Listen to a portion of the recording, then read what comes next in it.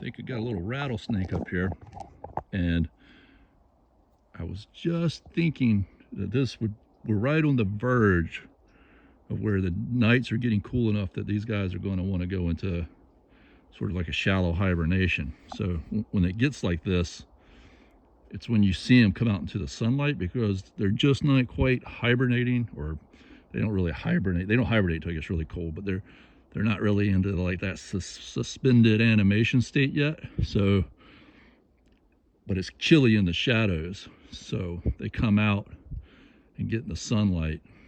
They don't move much, but it's the first rattlesnake I've seen back on this path. I've seen lots of water snakes and cottonmouths, but the rattlers, I usually see them up on the dirt road up there, but not back here.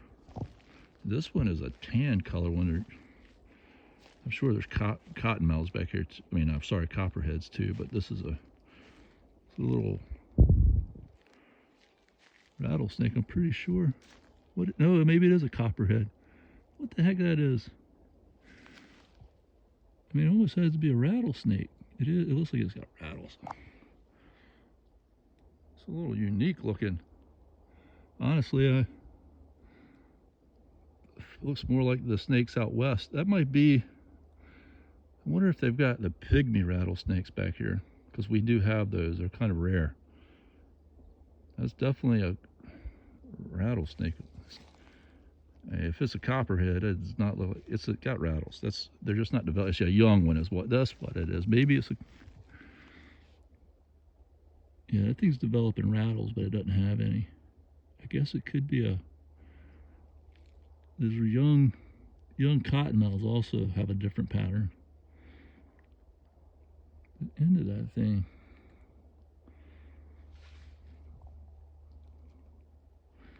It's a pit viper. Usually they're not that hard to distinguish between. It could be one of the young cottonmouths that have those, that has a more distinct coloration like that, and the patterns haven't broken yet. Maybe that's what it is.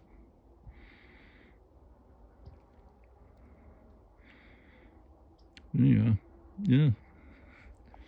That one's going to grow. It's going to make it. A lot of those, you know, that's snakes when they're little. They're food for things too. And that one was one that's probably going to make it through its first year. They get big back here. They say, and some people argue that there's subspecies of these different pit vipers that get bigger than others, depending on, you know, locale or whatever. But I've seen the biggest rattlesnakes I've ever seen back here, and I've also heard stories. There's this.